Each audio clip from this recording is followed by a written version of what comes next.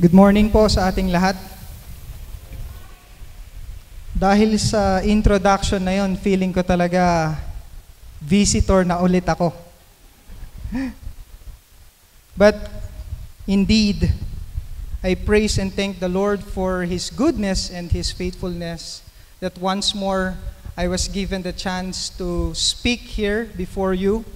I praise and thank God for the leadership, of course, of Dr. Richard and Pastor Alru, together with the CMT. So before we start, shall we have a word of prayer?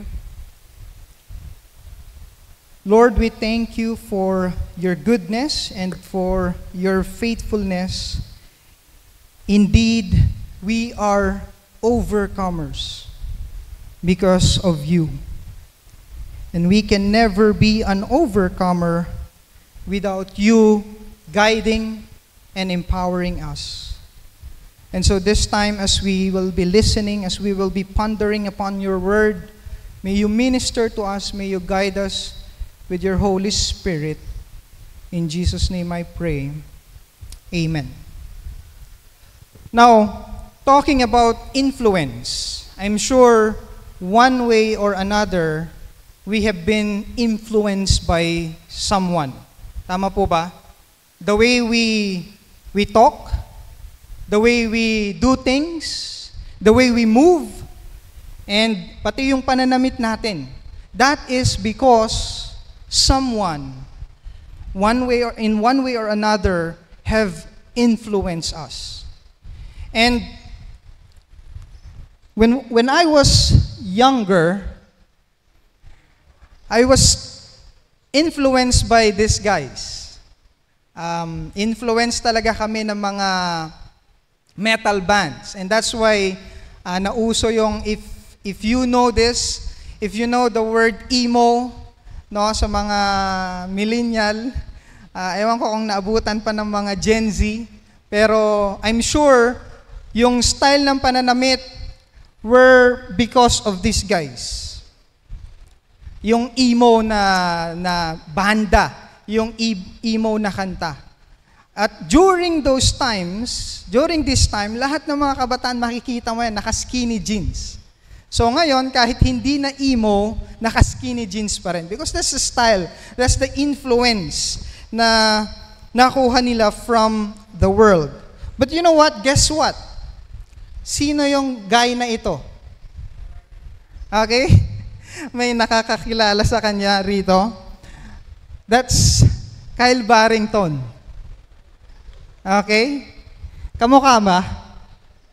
He was a part of this metal band. Ang pangalan ng banda na ito ay Crimson Armada. But now, he's not part of the band because he's now a missionary.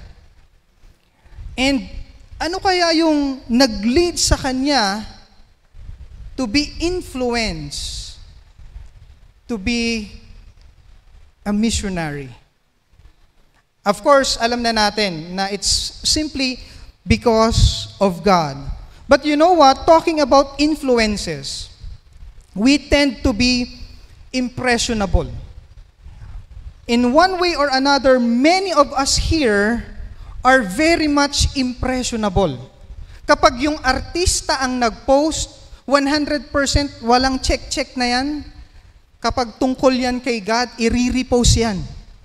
Pag may isang artista or let's say a Christian actor posted something on the Instagram or on Facebook, normally, anong gagawin natin? I-repost natin yun. Pero without even looking at the content of the message, without even thinking kung ano nga ba talaga yung mensahe nung pinopost ng person na yon. I remember this one celebrity, sikat siya na celebrity, I will not mention who, but this guy, when he sang the song Lihim, ang daming mga Christian na nag-comment sa kanyang YouTube. Kasi he's an actor and then hindi nila alam na Christian din pala siya. Pero when they heard him sing the song, hindi ata Lihim, anong title ng kanta na yan? That's sa Tagalog, Lilim, sorry. That was Lilim. So, nung kinanta niya yung song na yon, lahat nag-comment sa YouTube niya. And then later on, this actor, nagkaroon ng mga hindi magagandang issues sa kanyang buhay, sa kanyang life. And actually, isa ata ako sa nag-encourage sa kanya na maganda yung ginagawa mo, ipagpatuloy mo yan. Kasi nga, we tend to be impressionable.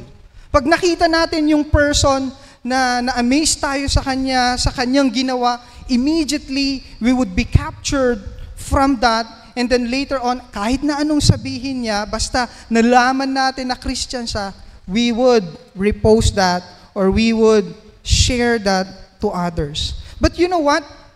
Alam niyo ba kung anong ibig sabihin ng impressionable? Sabi rito, easily influenced because of lack of critical ability. Because a person who is impressionable lacks the critical ability. Kaya mabilis siyang ma-influence. Mabilis siyang mahatak ng influences ng mundo.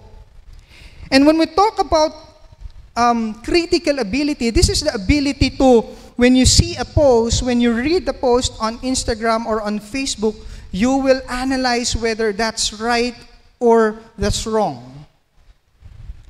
The critical ability is, having your own stand, having your own firm stand, and be able to, not get easily be influenced by others. And I would say this morning, that's the very reason why we need a stronger influence. If our influence is weak, madali lang po tayong ma-influence ng iba. Madali lang tayong ma-impluwensyahan ng ating mga nasa kapaligiran. We can easily be influenced by our parents, by our brothers and sisters, by the people around us. And ano yung mangyayari? Ano yung resulta nito?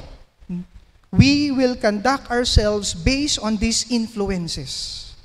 Ganun tayo namumuhay, yun yung paraan natin sa mga paggawa ng ibang mga bagay-bagay.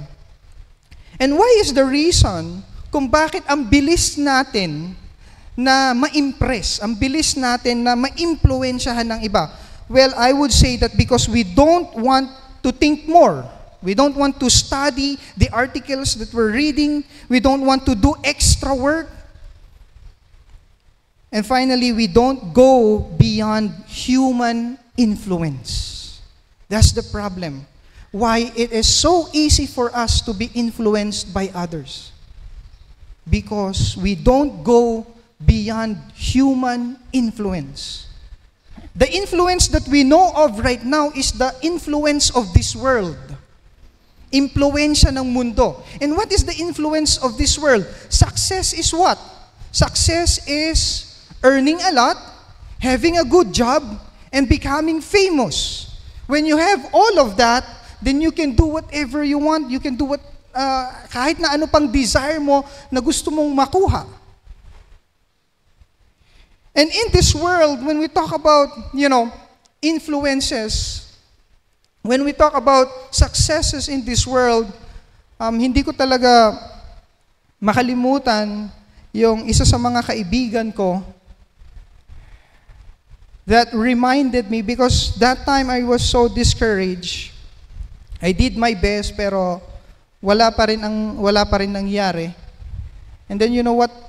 The reminder to me of my friend, when one time we were praying at the beach, he said this to me. You know what, Ramsel, yung success natin dito sa Ebenezer is not really about what you will receive. It's not really about the honors that you will get when you graduate.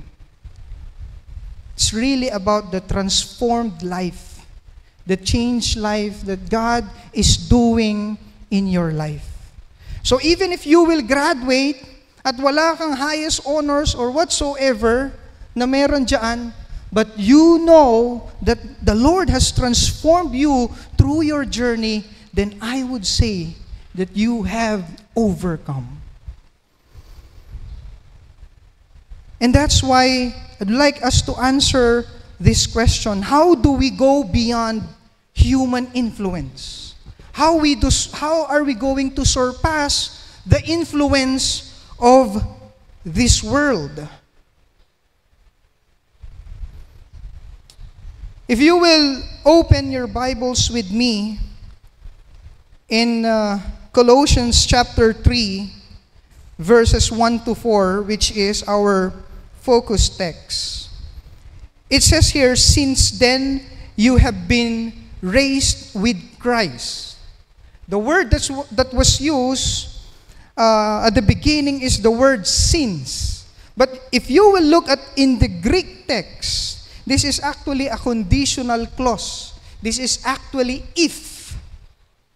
So, if I will read it in Greek, it's going to be, if then you have been raised with Christ, set your hearts on the things above. This means that if you are truly in Christ, this is what you should be doing. Your heart and your mind is set on the things above. That is if. And this is why I would say that if you truly live for and with our Lord Jesus Christ, then you will be seeking and you will be setting your minds on the things above. Which leads me now to my point. To overcome human influences, one must truly live for and with our Lord. Take note, truly live. Gaya po dito sa sinabi sa text, if you are indeed have been raised with Him, then this is the kind of life na dapat makikita sa inyo. And that's why in connection to that, there are two very important commands here. Makikita natin. The first one is Colossians chapter 3 verse 1. And this is about seeking the things in heaven. Actually, in the Greek text, in the original text, you don't see the word setting your heart. The word there in the original translation is more of seeking the things above. And why is that? Why did they include that in the English translation? The word setting your heart on the things above, where Christ is seated. So, the heart was not included in the text. But for the translators, this was necessary an implied word, elaborating the functionality of the verb, which refers to your desires should be in heaven. So, it is implied na kailangan nandun yung setting your heart on the things above, because it captures the idea of seeking the things above. It means you should be desiring the things above. Yun dapat yung minimithi mo. The things that are in Christ. Now mga kapatid, I don't know with you kung asan ang heart mo ngayon. Is your desire to go to another country so that you will earn more? So that, you will be able to help your family. Now, I'm not saying that's wrong. But if that's the only reason why you're doing that, then maybe something is wrong with that commitment. And that's why here, there is this parallel point wherein the first one relates to setting your heart, and then the second one is setting your mind. Your desires should be not here on earth.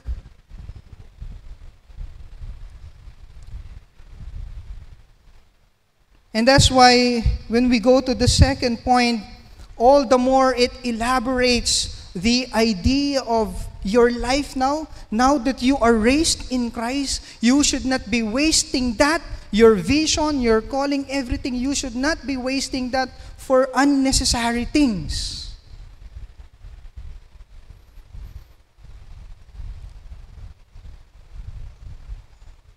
And if you will look at the context of chapter 3, if we will go back to chapter 2, we will see this emphasis again.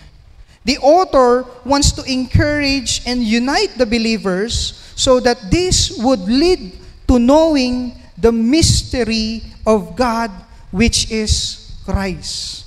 And you can see that in verses 2 to 3 of chapter 2. So again, emphasizing the reality that one must live for and with Christ. You see, the very reason why the author is trying to emphasize that was because if you will look at the scenario here, if you will look at chapter 2, verses 4 and then 8 included, it says here, there were false teachers. In verse 4, I tell you this so that no one may deceive you by fine-sounding argument.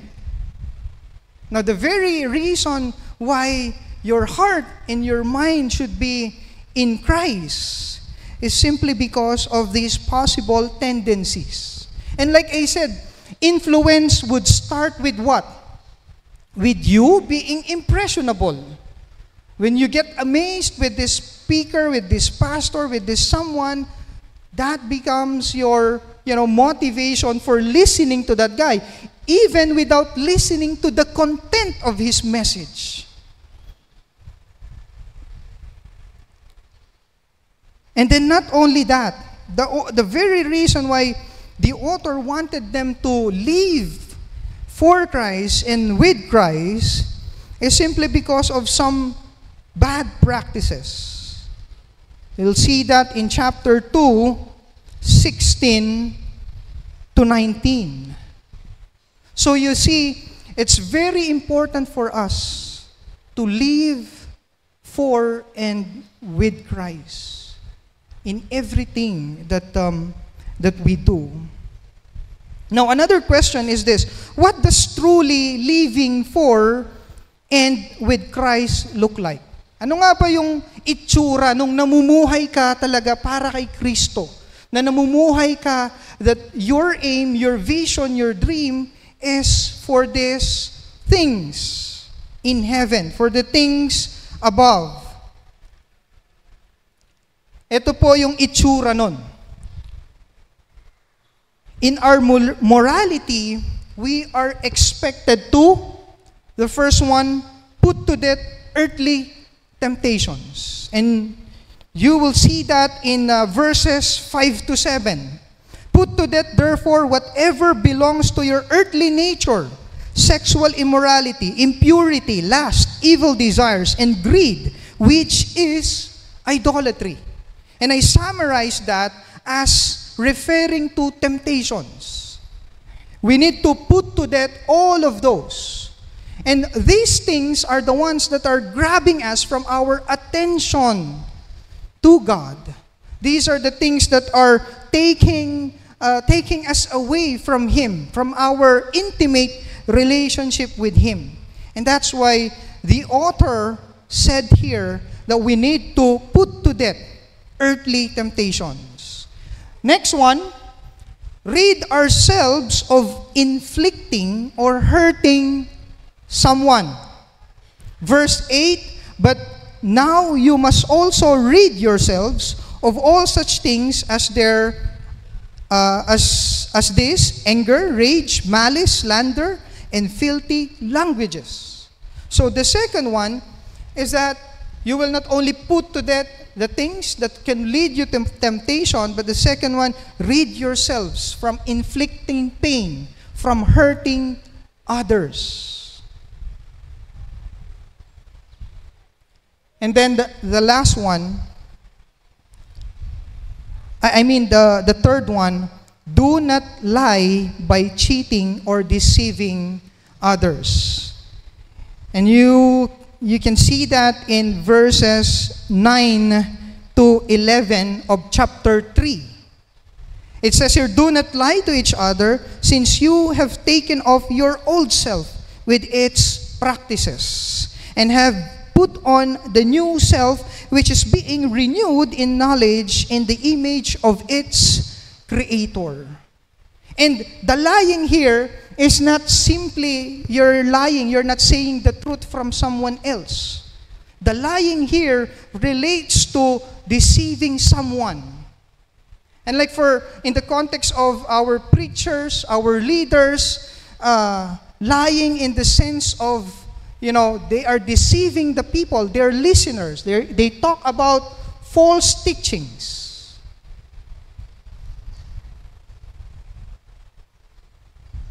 You see, in Greek, the word lying there, it was actually translated as to deceive, to cheat, and to show oneself deceitful. So, it's not just through words, but through your lifestyle. You cheat others by faking everything. You don't live in integrity. Pagka nasa church ka, when you're somewhere else where many people are looking at you, you are holy, you are blameless. But when people are not looking, you are the worst person on earth. And cheating there includes deceiving the people by the way you act. And then, this was also connected. Now that we know the things that we need to get rid of, ngayon alam na natin yung mga dapat nating hindi na gagawin, ano naman yung mga dapat natin na ginagawa. So, the first one, walk in righteousness. In verse 12, it says here, therefore, as God's chosen people, holy and dearly loved, clothe yourselves with compassion, kindness, humility, gentleness, and patience. We should walk the talk. We should be living the righteous life. Now, I'm not saying that you need to be perfect right away. No, naiintindihan po natin ang bawat isa, that we are still growing. But our goal, our aim is to be more and more like Christ. And that's the reason why our hearts and our mind are from time and time again here in this text were being emphasized. And then finally, the last one, journeying through bearing one another and forgiving each other. In verse 13, says here, bear with each other and forgive one another if any of you has a grievance against someone. Forgive as the Lord forgave you. You know what? If I will try to simplify kung ano yung ibig sabihin ng journeying, yung bearing each other, bearing one another, if I may simplify that, it's actually forgiving each other. Because when you forgive, you learn to accept the weaknesses, the faults of that person.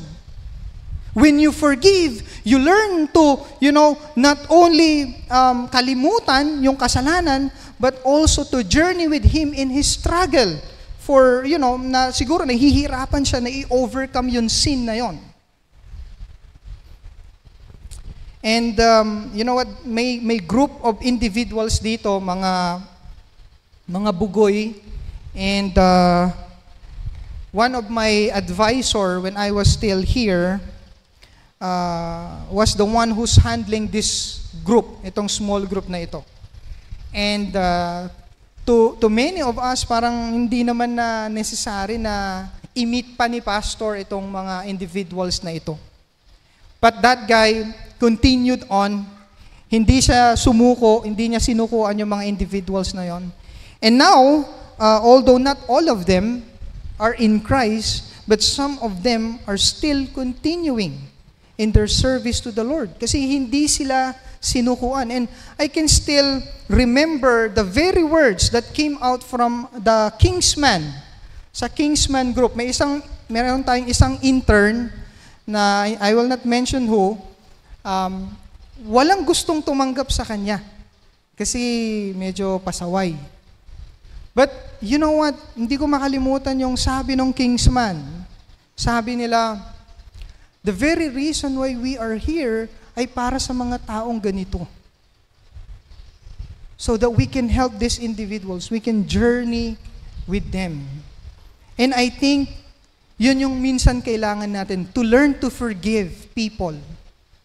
Minsan kasi sa atin, kung ano yung pagkakakilala natin sa kanila before, yun na talaga siya forever. You have to forgive the person.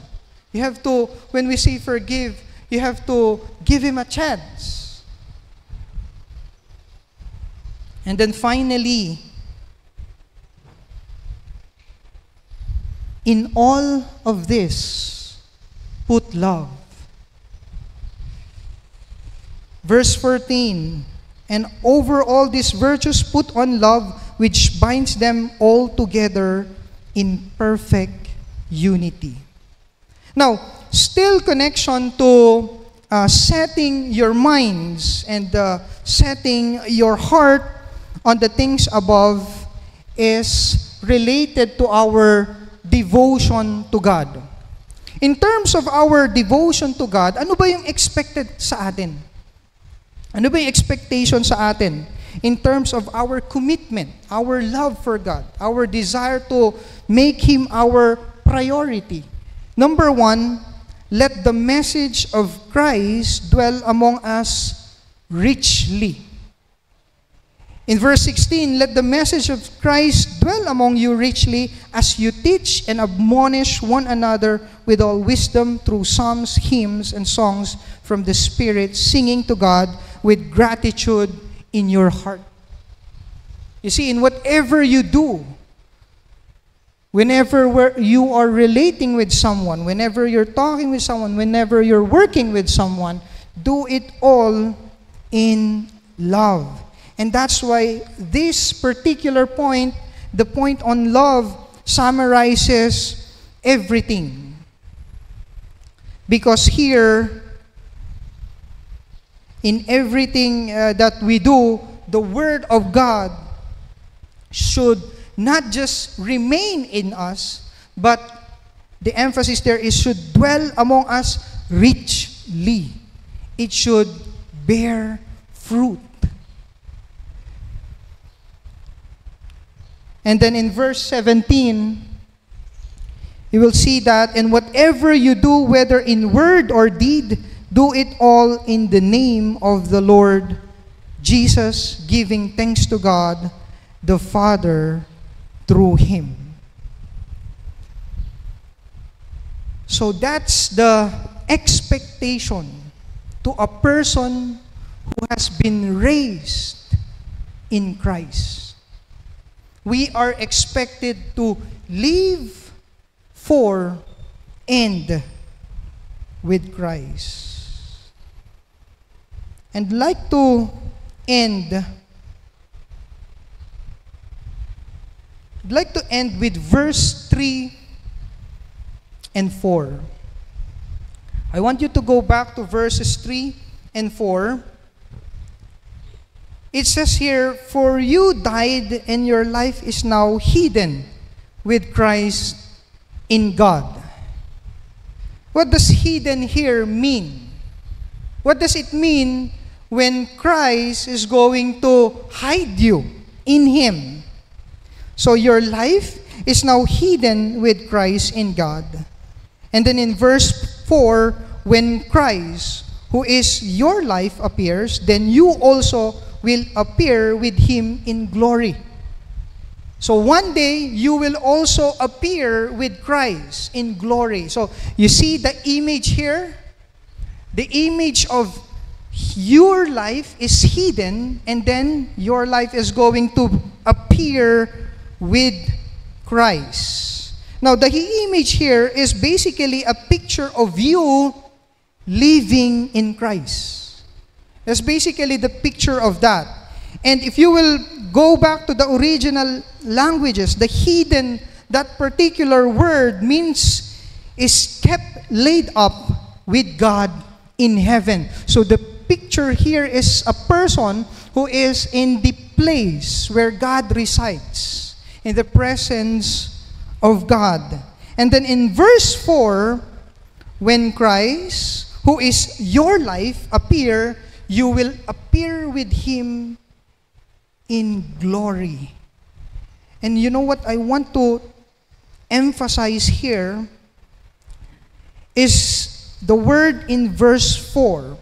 Take note. When Christ, who is your life. When Christ, who is your life. Hindi ko alam kung ano ang center ng buhay mo ngayon. But I hope the very center, the very reason why you're doing all of this, the very reason why you're aiming to study, to have a work someday, is because of this very truth. Your life. And what is that? Christ. And I think the image that verse 3 and 4, the image that they are trying to capture, gives emphasis to the point that I was talking about. And that is this. Seeking for and setting our minds on the things above is living on earth as if you are living in heaven. Therefore, live as if you are living in heaven.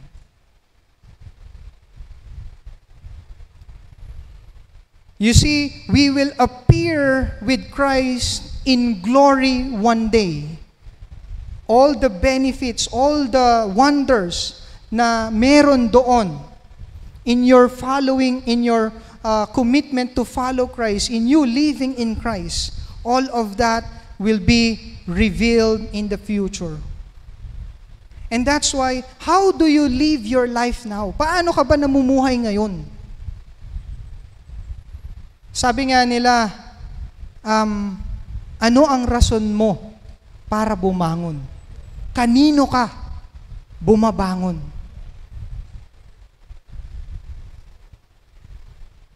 You have to ask yourself once more, am I really living the life? Because when we're talking about the life, we are referring to Christ. That is the life that we should all be living in. Nowadays, sa mga pastors, sa mga leaders, when they look for a standard of someone who is successful in the ministry, it is a pastor who is good in speaking, who has a mega church, and who's earning a lot, and who has a lot. He has his cars, everything. His beautiful wife even. That's the standard now. And siguro sa mga young people, maybe you're not a pastor, but you want to be the top in your, in your company. Ikaw yung nasa may pinakamataas na position. You're aiming for a high salary. But let me remind you once more that you are living the life when you are living for Christ. And that's why you live the life now as if you are living in heaven. So brothers and sisters, I hope we are all reminded to go back to this very core teachings of the Lord. This is the very reason why you are raised with Him. This is the very reason why you are considered citizens in heaven. Because one day you will appear with Him in glory. One day you will say to yourself, yes, when I was here on earth, I was living as if I were in heaven. Shall we all pray? Lord, we thank you for again reminding us that our lives are not our own, that our dreams and aspirations should be geared towards living it for you, O Lord. And so wherever we are, kung asan man kami, kung saan nyo man kami dalhin, whether it's in a company, whether it's in a school, wherever we are, I pray, Lord, that we will be able to influence others for Christ, that people will see the Christ-like life character, and that people, Lord God, will come to know you through our individual lives. So help us, Father, to continually seek you, both in our hearts and in our minds, that you will only be our desire, and that our wisdom, that our aim, our knowledge will only be coming from you. This I pray in Jesus' name. Amen.